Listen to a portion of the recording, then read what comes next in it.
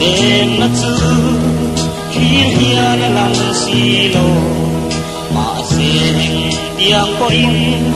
gần cả lắm là mà sẽ cất hình lung mà ngày na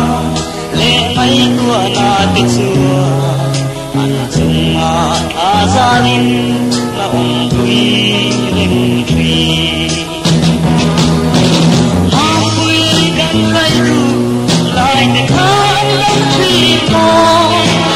ô các bạn ai chỉ đến lệ mà quý nắng tấp mò khai ngay ông thủy nó xin lung mang lên lên cả lâu tuổi đó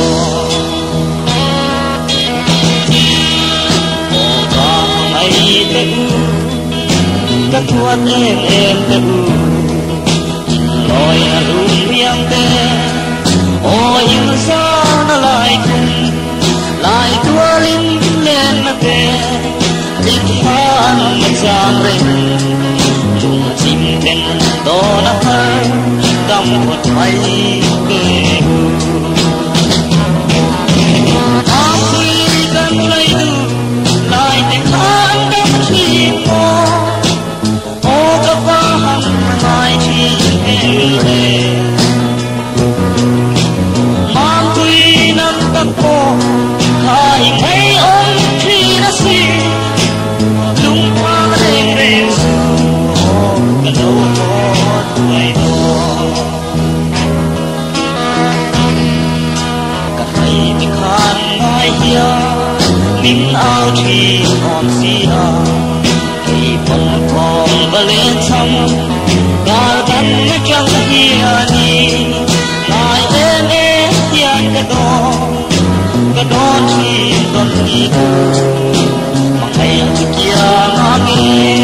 ông để gì cả mà quy cần phải đủ lại để khán đắm chim mò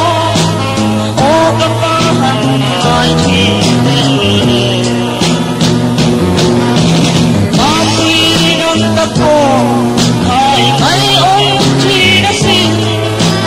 lung thoáng đến đến xưa đã lâu có tuổi đó mà anh để tung lâu hia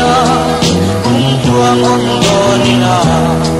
xì lung lên gia đình phong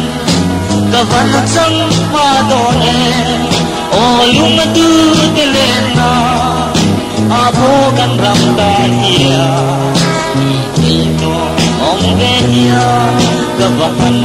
ring he